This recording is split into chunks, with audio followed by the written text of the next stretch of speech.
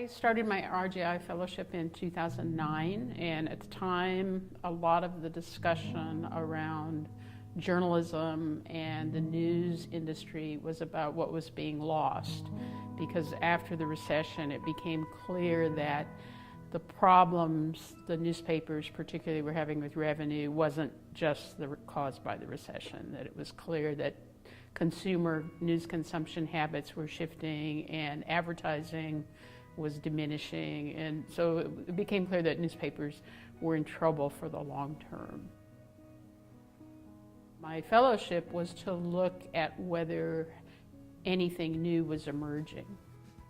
So we had 3 criteria: journalism, engagement, some attempt to make money to support themselves. So when I first started the project, I thought I was going to find about 30 sites that would meet the criteria.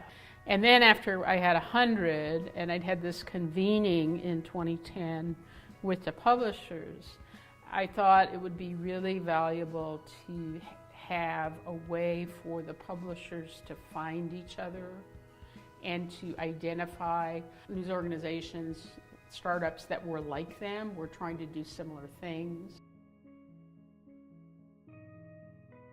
We invited 100 plus of them to come to Chicago. This was in the fall of 2010. These were the first of 3 block-by-block summits. So it was about neighborhood and community news. And we got them together.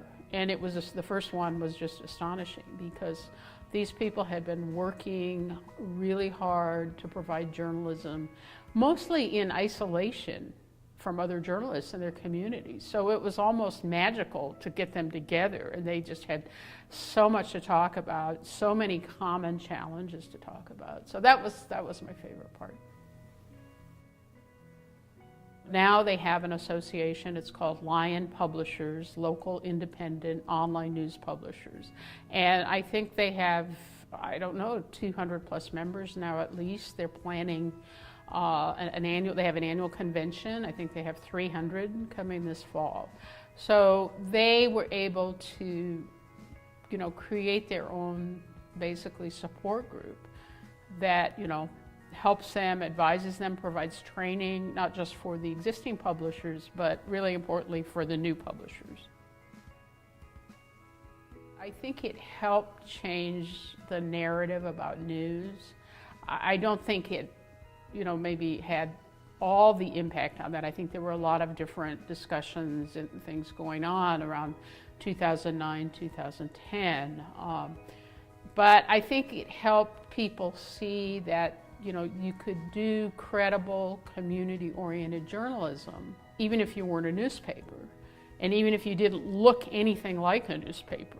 If you were tiny, if you ran a lean operation, if you, were online only, you could still be of great value to your community.